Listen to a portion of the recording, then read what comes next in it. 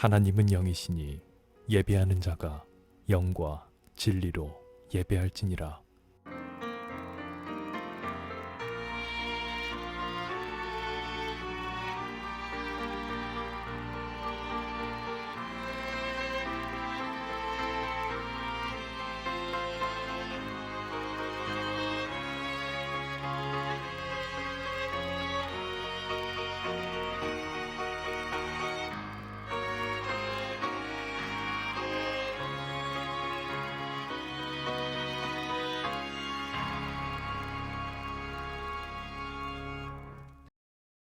나는 전능하신 아버지 하나님 천지의 창조주를 믿습니다. 나는 그의 유일하신 아들 우리 주 예수 그리스도를 믿습니다. 그는 성령으로 잉태되어 동정녀 마리에게서 나시고 본디오 빌라도에게 고난을 받아 십자가에 못 박혀 죽으시고 장사된 지 사흘 만에 죽은 자 가운데서 다시 살아나셨으며 하늘에 오르시어 전능하신 아버지 하나님 우편에 앉아 계시다가 거기로부터 살아있는 자와 죽은 자를 심판하러 오십니다. 나는 성령을 믿으며 거룩한 공교회와 성도의 교제와 죄를 용서받는 것과 몸의 부활과 영생을 믿습니다. 아멘.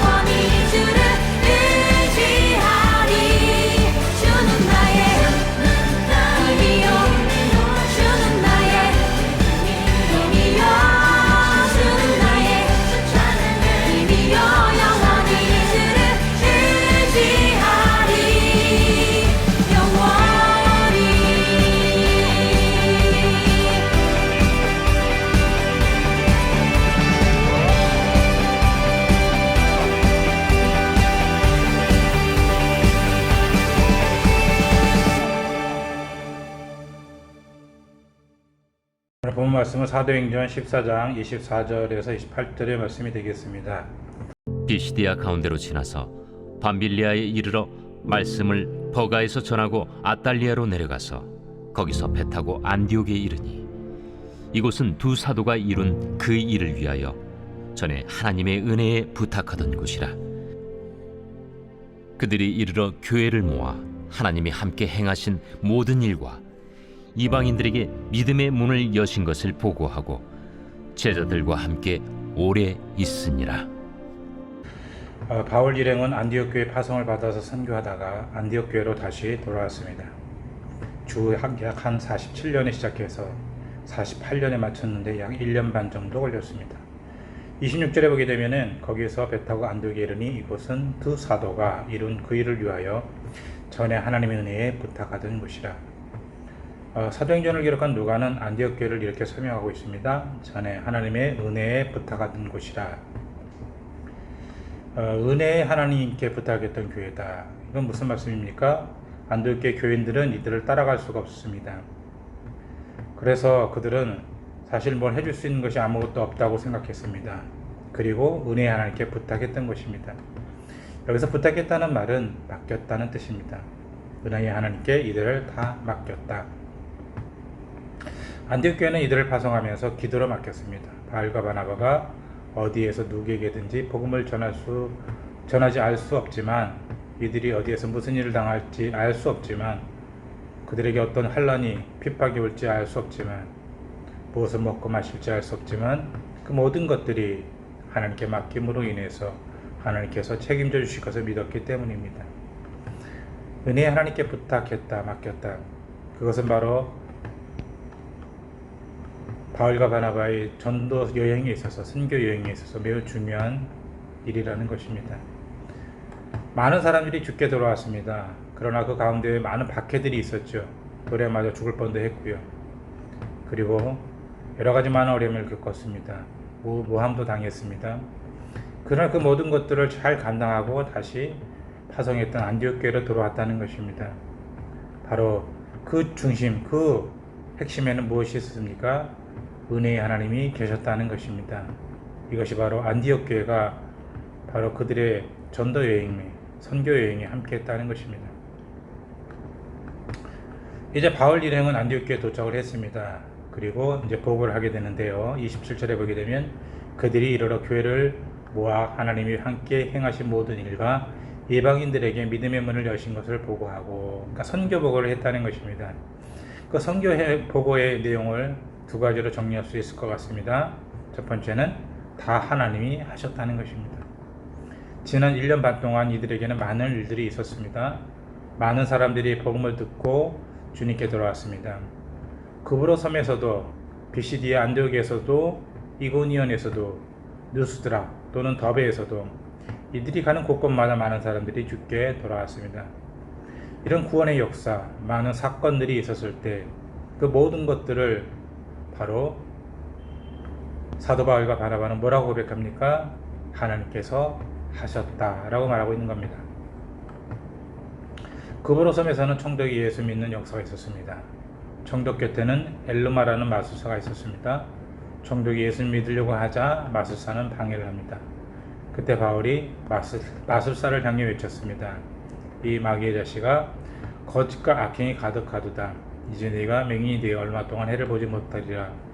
그러자 그의 눈이 어떻게 됩니까? 멀어버리게 됩니다. 이런 기적의 역사 역시도 하나님이 다 하셨다는 것입니다. 누스드라에서는 나면서부터 한 번도 걸어본 적이 없는 사람을 일으켜 세운 기적 사건이 있었습니다. 다리가 좀 삐어 어려움을 겪고 있는 사람이 아닙니다. 평생 한 번도 걸어본 적이 없는 사람입니다. 바울이 많은 사람들 앞에서 말씀을 전하고 있었습니다. 그때 그 사람, 한 번도 걸어본 적이 없는 그 사람이 나타납니다. 그리고 바울을 뚫어지게 쳐다봅니다. 그래서 바울이 그를 향해서 크게 소리칩니다. 내 발로 바로 일어서라. 그러자 그가 벌떡 일어나게 되었습니다. 놀라운 기적이었습니다. 그러자 그곳 사람들이 바울과 바나바를 신이라고 말합니다. 바울이 고백합니다. 하나님께서 하셨습니다. 하나님의 역사라는 것입니다. 이어 바울은 누스드라에서 돌에 맞아 죽을 뻔했던 사건도 있었죠. 유대인들의 사주를 받아 누스드라 사람들이 바울을 돌로 쳐 죽이려고 했던 것입니다. 그런데 그 역시도 어떤 일이 있었습니까? 그 모든 것도 역시 하나님의 역사라는 것입니다. 바울은 자기가 했다는 말을 하지 않습니다. 다 하나님이 하셨습니다. 하나님께서 함께 하셨습니다 라고 그렇게 고백하고 있는 것입니다. 우리의 삶도 마찬가지입니다. 우리의 먹고 마시는 것, 자고 일어나는 것, 우리의 삶의 모든 부분들이 바로 하나님께서 하고 계시다는 것을, 함께 하신다는 것을 우리가 믿을 때 놀라운 기적의 역사들이 우리의 삶 가운데 나타날 수 있다는 것입니다. 두 번째는 하나님께서 이방의 문을 여셨다는 것입니다. 그 문은 믿음의 문이었습니다. 이방인들에게 복음이 전해졌다는 것은 매우 대단한 사건입니다. 사실 복음은 유대인들의 전유물이고 소유물이었습니다. 예수님께서도 유대인이셨습니다. 또한 예수님은 유대 땅에서 사역하셨습니다. 그리고 예수님께서 12제자를 세우셨는데 그 제자들 모두 다 유대인들이었습니다. 그러므로 당시에 많은 사람들, 제자들 역시도 이방인들에게 복음을 전해진다는 것은 상상할 수 없는 일이었다는 것입니다. 그런데 예수님께서 부활 성천하시면서 제자들에게 명령합니다. 오직 성령이 너에게 임하시면 너희가 권능을 받고 예루살렘과 온 유대와 사마리아와 땅 끝까지 이르러 내 증인이 되리라 하시니라. 사도행전 1장 8절의 말씀입니다. 여기서 여러분 땅 끝이란 문자적으로 저 멀리 로마라고 말할 수 있을 수도 있겠지만은 좀 더 정확히 말한다면 이방인이다라고 말하는 것이 정확할 것입니다. 이방인들에게 복음을 전하는 것입니다. 그래서 안디옥 교회는 그 명령에 따라서 바울과 바나바를 선교사로 파송합니다. 그래서 바나바와 바울은 유대인들만 아니라 이방인에게도 복음을 전하게 되는 것입니다. 이방인들에게 복음이 전해진 사건은 얼마나 충격인지 모릅니다. 그래서 사도행전 15장에 보게 되면 이 문제로 인해서 회의가 열리는 것입니다. 이방인들에게 복음이 전해진 것을 많은 사람들이 알게 되었고 그 문제로 이제 회의가 일어나게 되는데 그것이 바로 예루살렘 총회라는 것입니다. 바울은 어디로 가든지 복음을 전했습니다. 그러자 유대인들 가운데서도 예수님께 돌아오는 사람들이 있었고 이방인들이 예수님을 믿는 역사가 있게 되었습니다. 바울은 이런 선교 사역을 통해서 이방인들의 문이 열리는 것을 체험하게 되었습니다. 바울은 사실 이방 땅에 살았던 사람이기 때문에 이방인들에 대해서 잘 알고 있는 사람입니다. 그들의 문이 열린다는 건 쉽지 않습니다. 말재주로, 학문으로 열 수 없습니다. 그래서 사도 바울은 고백하는 것입니다. 그들이 예수 그리스도를 믿고 따르게 됐다는 것은 결코 자신의 지식과 능력과 말재주와 학문의 능력이 아니라는 것을 잘 알고 있었다는 것입니다. 우리 주변에도 그렇습니다. 저 사람은 절대 예수를 믿지 않을 것이야. 저 사람이 가지고 있는 지식은 꽉 막혀 있고 자기 주장이 강해. 그래서 다른 누구의 말도 듣지 않을 것이다. 저 사람은 아무의 이야기도 귀담아 듣지 않을 것이며 심지어는 하나님 말씀에 대해서는 철저히 거부할 것이다 라고 생각하는 그런 인물들이 우리 주변에도 있습니다. 그런데 여러분 우리가 기억해야 될 것은 그 문을 여시는 분이 누구입니까? 하나님이시라는 것입니다. 우리가 믿음의 마음을 가지고 많은 사람들에게 복음을 증거해야 될 이유도 여기에 있습니다. 우리의 삶 가운데 많은 사람들을 만나게 될 때마다 그들이 예수 그리스도를 믿든 믿지 않든 간에 듣든 듣지 않든 간에 복음을 증거해야 되는 것입니다. 왜요? 그들의 마음을 여는 것, 그들의 문을 여는 것은 바로 하나님이시기 때문에 그렇습니다. 그러므로 우리가 복음을 증거할 때마다 간절히 기도하고 하나님의 능력을 구하고 나아갈 때 놀라운 기적의 역사가 나타날 수 있다는 것입니다. 내가 있는 자리에서, 내 사업장에서, 내 주변의 삶 속에서, 생활 속에서, 그리고 선교지에서 우리는 그러므로 복음을 증거할 때마다 하나님의 능력을 구해야 된다는 것입니다. 기도하겠습니다. 오늘 말씀을 통해서 사도 바울이 고백합니다. 그 모든 일, 선교의 모든 사역들과 사건들과 이방인들이 복음을 들었던 것들은 다 하나님이 하셨다고 말씀하고 있습니다. 그렇습니다. 우리의 삶 가운데도 마찬가지입니다. 우리의 삶에 많은 일들이 일어날 때마다 우리가 기도하고 나가야 될 것은 바로 하나님께서 하시기 때문이라고 믿기 때문이라고 믿습니다. 우리가 복음을 증거할 때도 마찬가지고 우리의 삶의 문제도 마찬가지고 자녀의 문제도 마찬가지고 사업장과 직장과 모든 일들 가운데도 마찬가지라고 생각합니다. 하나님께서 하실 수 있다라고 믿는다면 우리는 모든 것을 맡기고 나아갈 수 있을 줄로 믿습니다. 복음을 증거하는 자리에서도 내가 있는 자리에서도 또는 선교지에서도 우리가 믿음으로 나아갈 수 있는 귀한 삶이 될 수 있도록 도와주시옵소서. 가정과 직장과 사업장을 축복합니다. 자녀를 축복합니다. 우리의 삶 가운데 우리 주님 함께 해주시고 여러 가지 많은 문제 가운데 있을지라도 주께 맡길 수 있도록 도와주옵소서. 예수 그리스도의 이름으로 감사하며 기도드립니다. 아멘. 광고하겠습니다. 저희는 온라인 미션 스테이션 처치입니다. 선교를 향해 그리고 선교에 서 있는 교회입니다. 선교사가 돌아가면서 말씀을 전합니다. 모든 헌금 후원금은 선교를 위해 사용합니다. 오늘은 초실절이자 맥주 감사 주일입니다. 하나님이 지키라는 3대 절기 중 하나입니다. 첫 열매, 첫 곡식을 감사로 주님께 드린다는 의미로 지키는 절기입니다. 벌써 2023년도가 6개월이 지났습니다. 되돌아보면 많은 일이 있었는데 감사한 일이 너무나도 많습니다. 찬양 중에 은혜라는 찬양이 있습니다. 이 찬양의 가사에도 있지만 모든 것이 주님의 은혜뿐임을 느끼게 됩니다. 앞으로도 모든 시간이 감사로 가득 찰 것을 믿으며 감사로 주님께 모든 영광을 올리는 주님의 사람들이 되시길 축원합니다. 주님께서 가르치는 기도로 기도하고 마치겠습니다. 주기도문.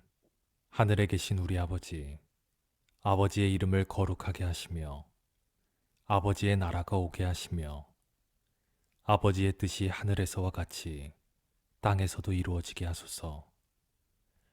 오늘 우리에게 일용할 양식을 주시고 우리가 우리에게 잘못한 사람을 용서하여 준 것 같이 우리 죄를 용서하여 주시고 우리를 시험에 빠지지 않게 하시고 악에서 구하소서.